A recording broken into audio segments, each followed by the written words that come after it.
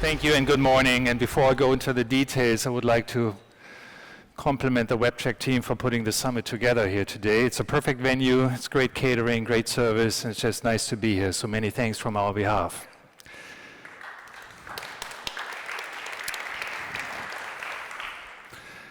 So we thought we'd put a little journey together here in our presentation, and this journey will take you from the year 1993, so only 25 years ago, into a current year, and put a specific market into the middle to explain the importance of data in this journey between 1993 and the year 2018. And also putting the term machine learning in the middle of it and the importance of data. So please join us. So the question is, does search matter? There's nobody in the room who doesn't search on Google or Bing, or when you live in China on Baidu. Probably nobody. So I think we all understand that search somehow became, over time, an important factor of being successful in today's digital markets. Yeah. That's the amount of people today on the internet, 4 billion. Total world population is 7.5 billion, so we are starting to reach maturation and saturation from an internet usage point of view. They all together conduct 5.6 billion searches every day. That's a lot of searches. Now, while this number does not matter to any of us, a sub-segment of these searches have something to do with all our business. But it's only a subset, but very important to understand that subset. So 5.6 billion times a day, something that starts with I want, or how Google would call it, a moment, a specific moment. So while in the good old days, I believe the brands were in control in terms of what is going to be purchased in today's world, that has changed. I think the driver's seat situation has changed. While in the past the brand was in the driver's seat, today we are in the driver's seat to select what we buy, when we buy, which brand we buy, and search became over time an important decision point and influence in this decision. So now let's go into a market, a specific market, because some things never change, and it's interesting to see when we put this presentation together, we were surprised about some of the facts. So let's look at one country, no surprise, that's us here in Germany, and let's look at the TV device market in Germany. And the journey starts in the year 1993, and it ends in 2018. So let's look at some of the facts first. First, let's understand what's the difference between 1993 and 2018 today. Well, I don't know whether you remember, but in 1993, the total amount of websites online was 600 globally. In 1993, the White House went online. Took the German government another 8 years to do that. And interesting enough, 1993 was only 1 year away from the first ever recorded purchase on the internet. 1994, the first purchase ever being conducted in the internet, which was a mushroom pizza with extra cheese bought from Pizza Hut. First purchase in 1994 over the internet. Today's e-commerce volume globally has peaked 3 trillion a year. And 5 times of the 3 trillion is influenced by our online behavior. So not only this one pizza became a 3 trillion market, also 5 times of that is being influenced by all our search behavior. That's the main difference between 1993 and today. There can be an opportunity or a threat. Because on the other hand, the TV market, although we thought before we put the data together, the TV market has come down over time, it actually went up. Today we sell about 1 million devices more in Germany than 1993. Well, I thought it's a lot less. Not the case. And even the market size has come up. Not significantly, but it's still a viable market. We still spend marketing to sell devices. Sure. If you apply on average 12% marketing program spend, this year in Germany, companies are spending 490 million on marketing in an effort to sell TVs. And the biggest difference today is us. While in 1993, most of the marketing spend has been conducted in print, TV, radio, out of home, and some retail money has gone into retail just to push devices up to eyes height so it's positioned right. Today, most of the marketing success sits in pull, and as you all know, 55% of your traffic opportunity on your sites comes from organic search. Back to the data that I presented earlier. So while in the past, we were just sitting in front of a TV or radio or we were reading a newspaper to make our decision, today we all search. Now let's take the search example and drill it down.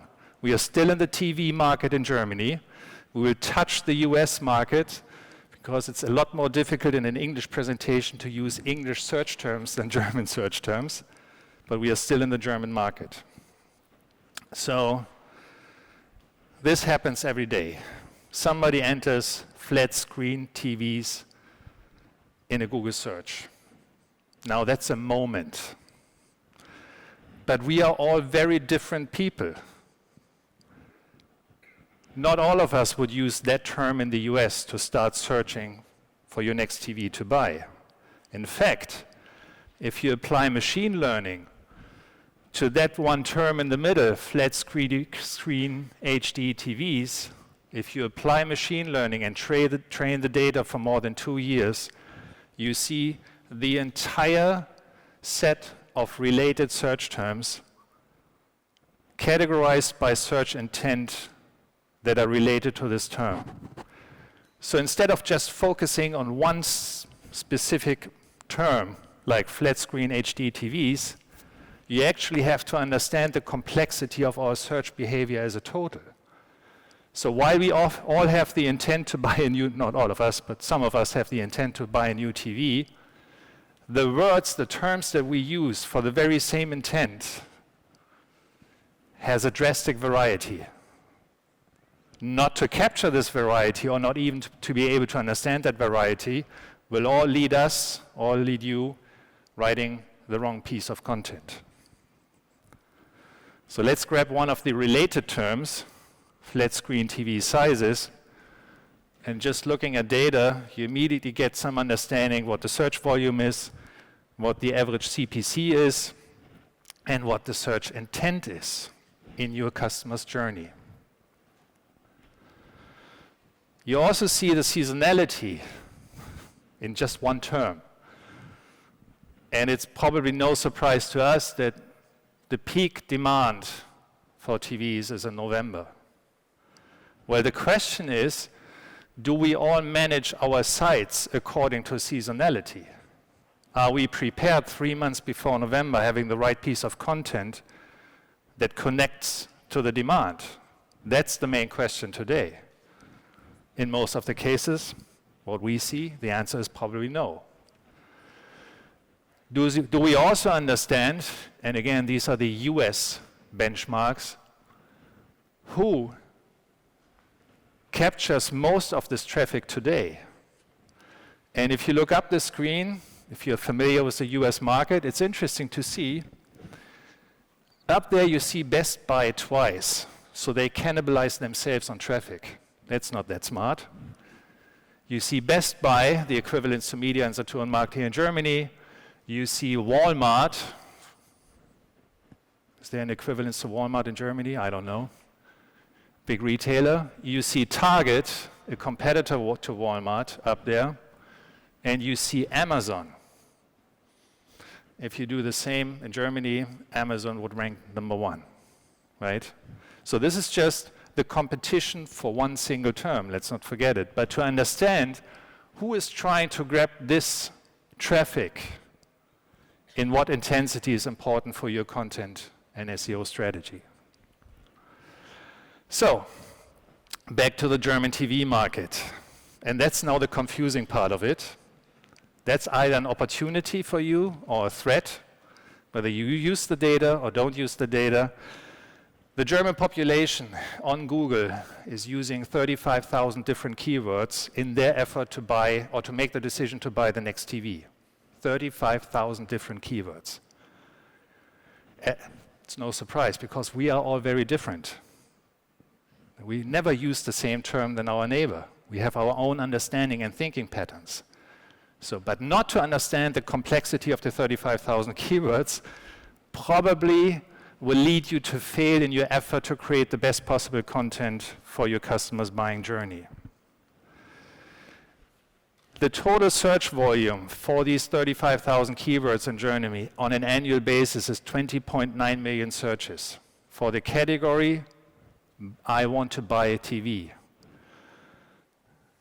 And if memory serves you well, in the year 2018, in Germany, 6.79 million devices were sold, 20.9 million searches were conducted. Question now is, if you are all in the business of selling TVs, have you been part of that journey or not? But it's an interesting piece of information because 20.9 million searches for 6.79 million devices is a factor of success or failure. It correlates with the volume. Again, customer journey hasn't changed between 1993 and 2018. But if you apply the 20.9 million searches to the customer journey, 80% of the searches are for information, not for purchase. Where 80% of the content on the web today is for transaction, not for consideration. Probably the biggest mistake in our efforts to build great websites.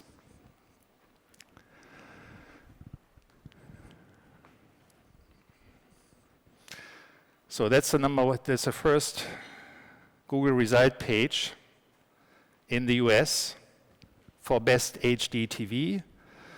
You see up there a big Google piece from Tom's Guide. So does it matter when you rank first for the term best HD TV? It does. All our tendency to click on the first result of the first organic page is 27%. Since we click multiple times on multiple results, if you rank number 1, the likelihood to get clicks is 45%. If you rank number 20, the likelihood is 5%. So why would that matter? So if you're in position 3, the click-through rate would be 30%. If you're in position 18, click-through rate is approximately 6%, 20.9 million searches, 35,000 different keywords. Average CPC for the 35,000 different keywords is 29 cents. The difference is 1.8 million per month, or 363,000. Admit it, you can buy the traffic. There's one great company where you can buy traffic from.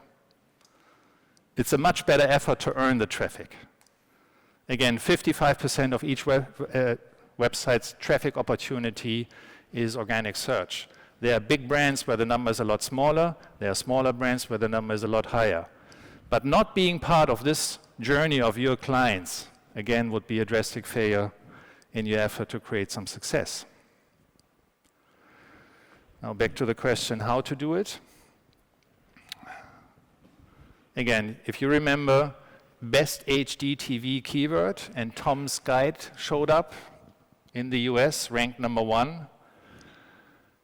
We analyzed the content using our content experience platform, and we found out that this content in our platform has a content score of 90%.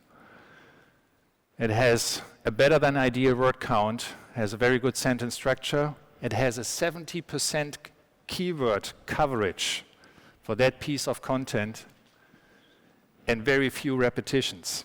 These are all the metrics that you see on the right-hand side of the slide. That has led the Google bot over time to decide that Tom's Guide is being put in that place, which is a great traffic source for Tom's Guide site, right?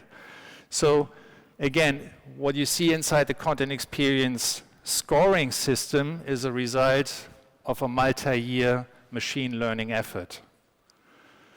We are collecting web data since more than, I think, 12 years. We have 35 petabytes of data collected. We have a history, who ranks for what and why.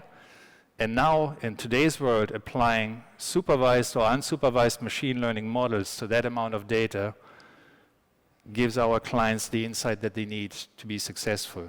Because in that business, if you would be in the business or in an effort to sell TVs, you would want to be in Tom's Guide position.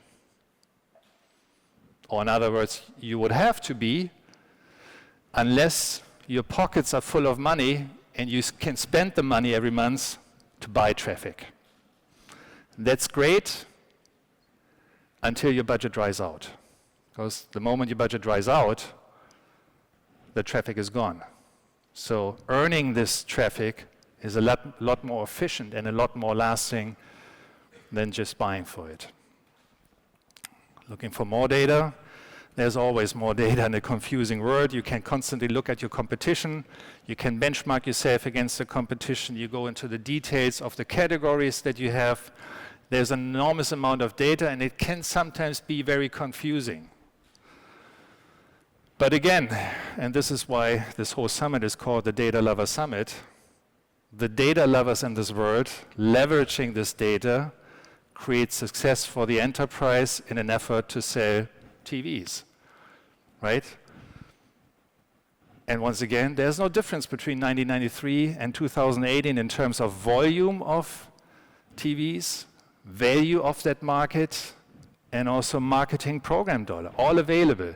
But what you have to do today in that same market to be successful is drastically different than 1993.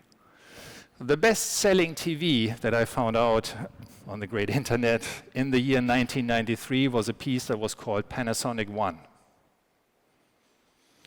Well, today Panasonic isn't selling any TVs anymore in Germany.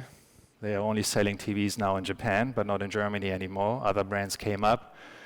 And retailers and e-tailers that understand the leverage of the data, best leveraging this data source amongst many other data sources, are probably the most successful, selling a significant amount of that volume today.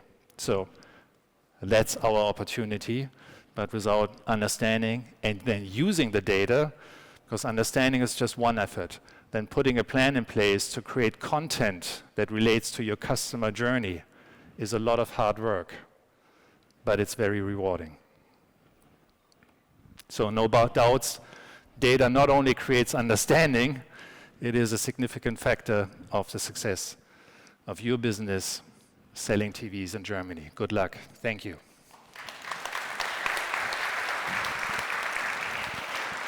So, thank you very much. Volker, any questions or comments from our audience?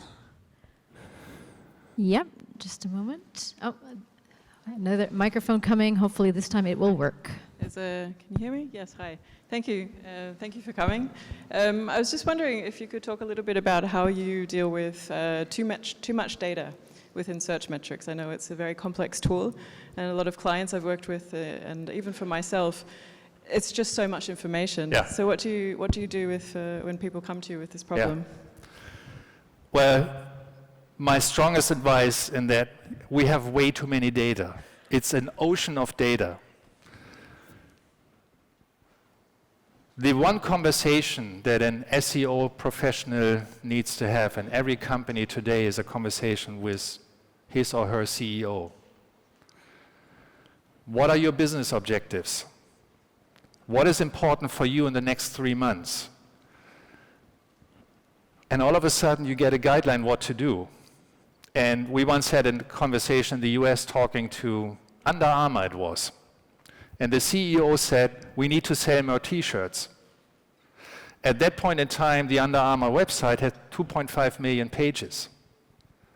But that statement gave direction to the SEO organization, focus on t-shirts. That was, I don't know, 10,000 pages in 17 countries or something. That gives you a very narrow path, so then use data for what the real purpose is, selling t-shirts. It's the same here. Big websites today have millions of pages. You get lost in what you try to achieve. You need to have direction. What are the business objectives and how can I help you to achieve those business objectives? Gives you a clear path what to do and when.